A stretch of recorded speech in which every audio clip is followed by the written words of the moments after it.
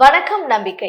ஒரு விஷயம் மேல நமக்கு அதீத நம்பிக்கை இருந்தாலும் அறிவியல் பூர்வமா அது சரியா அப்படின்னு தெரிஞ்சுக்கிறது தான் ஒரு சிறந்த அறிவை நமக்கு கொடுக்கும். அப்படிப்பட்ட அறிவை உங்களுக்கு கொடுக்கக்கூடிய ஒரு சீரீஸ் தான் வை வாட் ஹவ். இன்றைக்கும் நிறைய தகவல்களை நம்ம தெரிஞ்சுக்கலாம். அறிவியல் பூர்வமான தகவல்களை நம்ம கூட பகிர்ந்துக்கிறதுக்காக மூத்த பத்திரிகையாளர் திரு திருஞானம் அவர்கள் வந்திருக்காங்க. சார் சந்திக்கலாம்.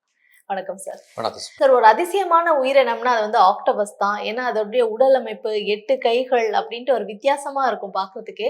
கூடுதலா பாத்தீங்கன்னா அது நிறம் மாறக்கூடியதா இருக்கு. எதனால இந்த நிறமாற்றம் ஏற்படுது சார்?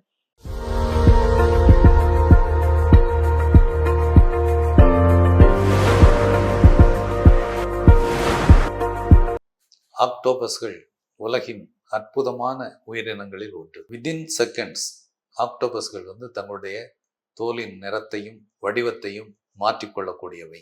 ஆக்டோபஸ்கள் ஏன் நிறத்தை மாற்றுகின்றன, எப்படி மாற்றுகின்றன அப்படிங்கிறத பார்க்கலாம். ஏன் நிறம் மாறுகிறது அப்படின்னு பார்த்தா, ஒன்று எதிரிகளிடமிருந்து தப்பிக்க, டு எஸ்கேப். அடுத்து இரையை தாக்குவதற்கு. மற்றொன்று மற்ற ஆக்டோபஸ்களுடன் தொடர்பு கொள்ளும் ஒரு முறை, எச்சரிக்கை செய்தல். இது போன்ற பல்வேறு காரணங்களுக்காக ஆக்டோபஸ் தன்னுடைய நிறத்தை திடீரென மாற்றிக்கொள்கிறது. எப்படி நிறம் மாற்றுகிறது அப்படின்னு பார்த்தோம்னா, ஆக்டோபஸின் தோல்களில் சிறப்பு செல்கள் உள்ளன, ஸ்பெஷல் செல்ஸ். இவை நேரடியாக ஆக்டோபஸின் மூளையால் கட்டுப்படுத்தப்படுவதால் உடனடியாக நிறமாற்றம் நடக்குது. இந்த நிறம் மாற்றத்துக்கு காரணமாக 3 வகை செல்கள் ஆக்டோபஸின் உடலில் இருக்கின்றன. முதல் வகை குரோமட்டோஃபோர்ஸ். ஆக்டோபஸின் தோலின் மேல் அடுக்கில் உள்ளதுதான் இந்த குரோமட்டோஃபோர்ஸ். மஞ்சள், சிவப்பு, பழுப்பு, கருப்பு போன்ற நிறங்களை கொண்ட சாயங்கள், அதாவது பிக்மெண்ட்ஸ், ஒரு சாக்குப்பையில் இருப்பது போல ஆக்டோபஸின் மேல் தோலில் இருக்கும். ஆக்டோபஸின் தசைகள் சுருங்கி விரியும் போது இந்த சாக்குப்பை சுருங்கி விரிந்து ஆக்டோபஸ் விரும்பும் நிறத்தை காட்டும். இரண்டாவது வகை செல்கள் இரிடோஃபோர்ஸ். இவை ஆக்டோபஸின் தோலின் கீழ் அடுக்கில் இருக்கும். இவை ஒளியை பிரதிபலித்து நீலம், பச்சை, வெள்ளி போன்ற நிறங்களை, பளபள நிறங்களை காட்டும். மூன்றாவது வகை செல்கள் லியூகோஃபோர்ஸ். இவை வெள்ளை நிறத்தை சிதறடித்து ஒரு பளிச்சென்ற வெள்ளை நிறத்தை உருவாக்கும். ஆக்டோபஸ்களுக்கு சிறந்த பார்வைத்திறன் உண்டு.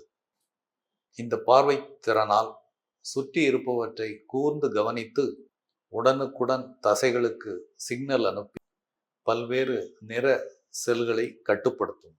தேவைக்கேற்ப தங்கள் நிறத்தை மாற்றியோ வடிவத்தை மாற்றியோ, இன்னும் தேவைப்பட்டால் சில நேரங்களில் பாறை போல தன்னைத்தானே மாற்றிக்கொண்டோ ஆக்டோபஸ் அவ்வப்போது தகவமைத்துக் கொள்கிறது. அதுவும் ஒரு சில நொடிகளில். இப்படி நிறத்தையும் வடிவத்தையும் உடனுக்குடன் மாற்றும் சூப்பர் பவர் உலகத்தில் வேற எந்த விலங்குக்கும் இல்லாத ஒரு சூப்பர் பவர் ஆக்டோபஸ்க்கு உண்டு. Fine sir. அதனால்தான் அந்த உயிரினம் ரொம்ப அதிசயமான உயிரினமா தெரியுதுன்னு நினைக்கிறேன் சார். கலர்ஃபுல்லான நட்சத்திரங்கள் ரெட் கலர்ல, ஆரஞ்சு கலர்ல, எல்லோ கலர்ல, இப்படி வேற வேற கலர்ல இருக்குல்ல, அதுக்கான காரணம் என்ன சார்? ஏன் இவ்ளோ கலர்ஸ்ல இருக்கு?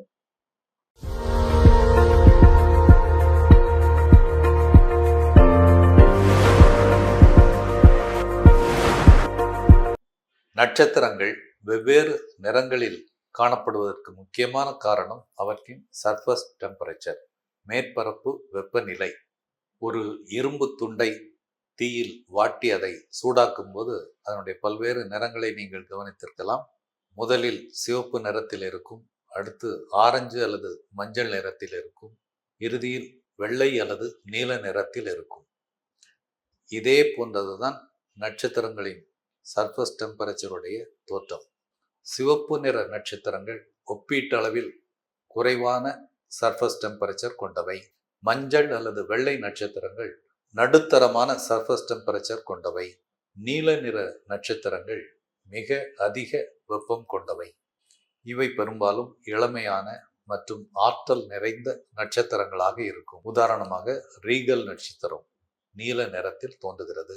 சுருக்கமாக சொல்வதானால், ஒரு நட்சத்திரம் எந்த அளவுக்கு சூடாக இருக்கிறதோ அந்த அளவுக்கு அது நீல நிறமாக தோன்றும்.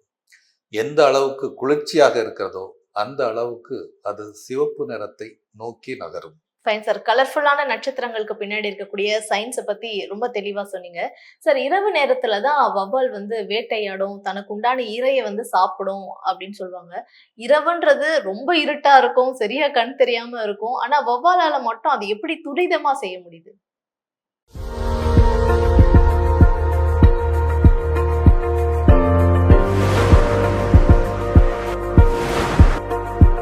வௌவால்கள் முழு இருட்டில் கூட தங்களுடைய இரையை துல்லியமாக கண்டுபிடிப்பதற்கு எக்கோ லொகேஷன் என்ற இயற்கை திறனை பயன்படுத்துகின்றன.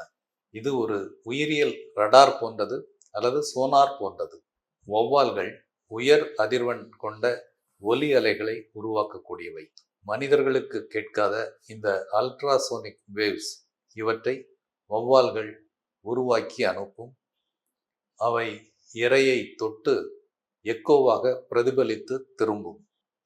ஒரு வினாடிக்கு 10 முதல் 200 வரை அல்ட்ராசோனிக் ஒலி அலைகளை வௌவால் வெளியிடுகிறது. இந்த அல்ட்ராசோனிக் ஒலி அலைகள் இரையின் மீது பட்டு திரும்பி வரும்போது அந்த இரை எங்கு இருக்கிறது, எவ்வளவு பெரியது என்பதையெல்லாம் வௌவாலால் கணித்துவிட முடிகிறது. இரைக்கு அருகில் வரும்போது இந்த அல்ட்ராசோனிக் ஒலி அலைகளை வேகமாகவும் அதிக சத்தமாகவும் அனுப்பி வௌவால்கள் மிக துல்லியமாக தங்கள் இரையை கண்டுகொள்கின்றன. இந்த அற்புதமான திறன் காரணமாகவே வௌவால்கள் நள்ளிரவில் கும்மிருட்டில் தங்களுடைய இரைகளை துல்லியமாக கண்டறிந்து வேட்டையாடுகின்றன. Fine sir. அதாவது இரவு நேரத்துல வௌவால் இரையை தேடுறது வந்து ஆச்சரியம் கிடையாது. அதுக்கு பின்னாடியும் ஒரு அறிவியல் இருக்கு அப்படின்றது ரொம்ப தெளிவா எங்க கூட பகிர்ந்துக்கிட்டீங்க. இன்றைய ஒய் வாட் ஹவுஸ் சீரிஸும் ரொம்பவே பயனுள்ளதா இருந்தது sir. Thank you so much. நன்றி.